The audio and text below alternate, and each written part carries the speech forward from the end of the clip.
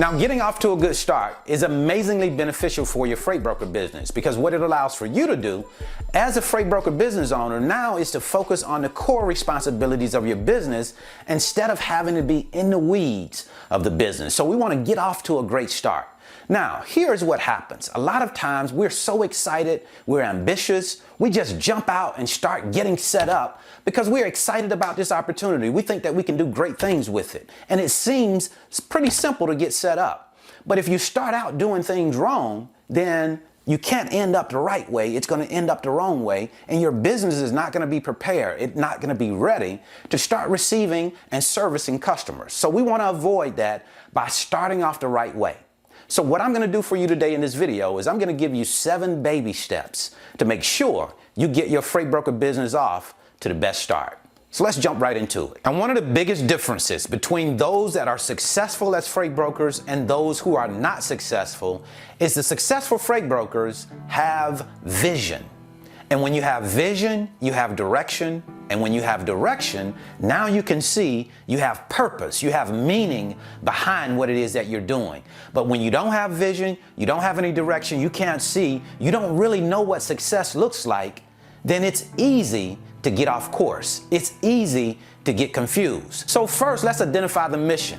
What is it that we want to accomplish? What do we need to do? Once we figure that out, now what we want to turn our attention to is how do we envision ourselves accomplishing this mission? What is the vision? What does success look like? At different phases throughout your business, what does success look like?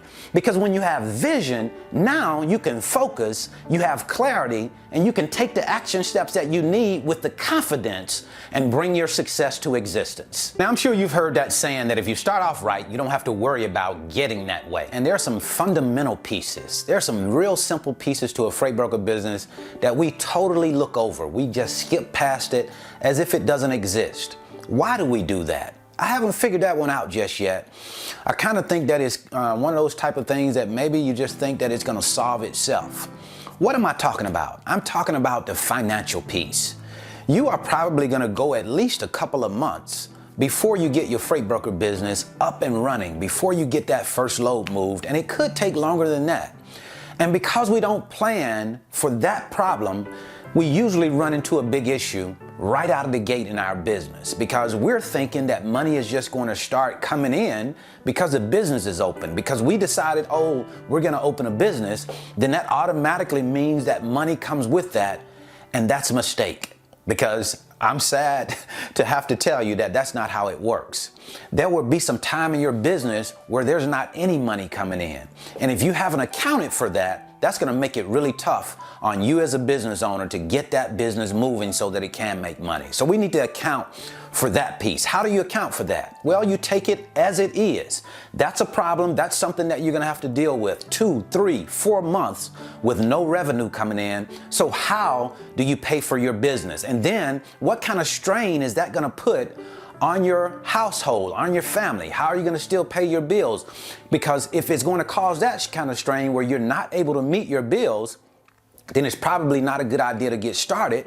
Because if you can't make your bills and have your family comfortable, knowing that your roof is over your head, that your bills are paid, then it's going to be really difficult for you to build a successful freight broker business. I think all freight brokers should take a look at their overall financial situation and start to realize that it's probably going to be a good idea to start cutting some things back, to start getting out of debt. Because the more I get out of debt, the more I relieve myself of having to pay things, pay bills, and I can use that money to work on the business, to pay for some things that I might not have seen with the business, to help me cushion myself through that 2 to 3 to 4 months that I may go without moving loads. So baby step number 2 is to start to get out of debt so that you can free up your cash flow, so that you can use that cash flow in turn to support your business. Because the one thing is for certain, your business has the potential to return that cash flow back to you times 2, times 3, times 5,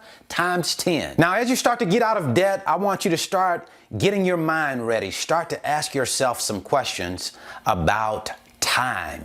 How much time are you going to be able to put into this business? And we have to really be honest with ourselves in this particular situation. when this question comes up, you really got to say, okay, let me really think about this. How much time do I have to give to my business? And how much time do I think it's going to require? So many times we undershoot when it comes down to how much time it's going to require. We think it's going to take a lot less time than it really is. And what I want you to know today, that if you're building a freight broker business, and I believe any business, it is going to require a big time commitment, probably more than you really think about. So if you're thinking about spending 8 hours a day, 40 hours a week, how I look at that is that's just a minimum. And everything over that equals your success. That 40 hours is just to get you going.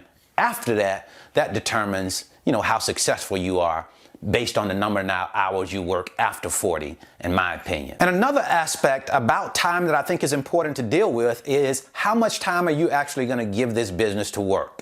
Because let's face it, we can only go for so long without making money. And if a business is not making money, it's not making consistent income, then that's going to cause you some problems. So how much time are you going to give yourself as a business owner to make this business profitable? How much time are you going to give your family to say, hey, if the business is not doing what we expect it to do by this time, then we'll pivot and go into something else, or we'll have a plan of action for that when that time comes. But it's so important that we put a time limitation on these things. That way we're working according to a clock. We're not just working saying, oh, okay, we can just work forever without doing something, without having to produce something. The whole idea is to produce. So we need to figure out how long is it going to take you as the business owner to produce. How much time? So to this point, we've talked about baby step number 1, having vision, a clear vision of what it is that we want to do. Number 2, we talked about getting out of debt. Baby step number 3, we've talked about time. How much time? What are the time limits that you're going to set for this business? And now, number 4, what we're going to talk about is knowing what it is that you want to do. For some reason, people come into this business and say they want to be a freight broker. But then when they get into the business, they start looking for other things to do. They say, okay, I want to be a freight dispatcher until I start to get my confidence up, and I'll, just be a freight dispatcher until that happens. But the problem with that is that it takes your focus off of where it should be. You see, your focus should be on freight brokering, because that is what you are. You are not a freight dispatcher, so I wouldn't spend time doing freight dispatching duties, because that's not your duty. You are a freight broker. The whole purpose in being a freight broker is so that you can go direct to customers and eliminate any middleman. So be a freight broker, not a dispatcher. Be a freight broker. Don't worry about co-brokering. Freight brokers focus on shippers. I know there's a lot of busy work that we can do as freight brokers, and that may make you seem like you're doing something, but don't fool yourself. If you are not getting customers, you are not working. It doesn't matter all of that other trivial stuff you're doing. All of that stuff is okay. It has to be done, but that is not the focus. Your focus has to be shippers. I didn't say truck drivers, I said shippers. When you first get started, your mission is to get freight. Because what I can guarantee you is if you get freight, if you get profitable freight, you will get carriers. That just comes with the territory. But too often we focus on the wrong things. People start focusing on getting carriers, and you don't have any shippers yet. You don't have any freight. Carriers don't want to get with you unless you have freight. So make freight the focus, not carriers. Baby step number 6. Let's talk about positioning yourself and your freight brokerage business so that you can have the most success. That does not mean going out and seeing who can spend the most money. This is not a money spending contest. It's not about going out and getting the most expensive TMS, the most expensive load boards. It's not about going out and getting auto liability insurance, commercial general liability insurance, and cargo insurance. We don't need to get a whole lot of things at the start of our business. That does not mean that we're going to have success because we spend a whole lot of money. As a matter of fact, it usually means the reverse. The more money you spend, the bigger hole you put yourself in, and the bigger hole you have to crawl out of. So we don't want to spend unnecessary money on the business. We want to spend money that is going to allow for us to get started. And then once we get started and start making money, then we can look at upgrading systems. So don't go out and start spending a whole lot of money. Let's start making some money first. And baby step number 7, it all comes together with going to work. Going to work and working like you know that you're going to accomplish what it is that you want to accomplish. Putting your head down and doing what you know you have to do. Doing the hard work. Not avoiding the hard stuff and doing the easy stuff, but focusing on the top things, the tough things that you have to do in your business, because you know if you do those things, it's going to get you much closer to accomplishing your goal. So that's what I wanted to share with you today. I certainly hope this information has been helpful. If you want to learn more about the freight broker business, I'll leave a free link in the description. It's my 5-video series titled How the Load Movement Process Works. What it does is bring you into the office with me. You get to watch over my shoulders. I move loads, talk to shippers and carriers. That way, I can help you get a better understanding of how the business works before you come into it. And then if you want to know more about how you can become a full-time freight broker and give up the part-time stuff, focus full-time on your dream, I'll leave a free video right here. So until the next time, I wish you the very best in your life and business. See you at the top, because the bottom is much too crowded.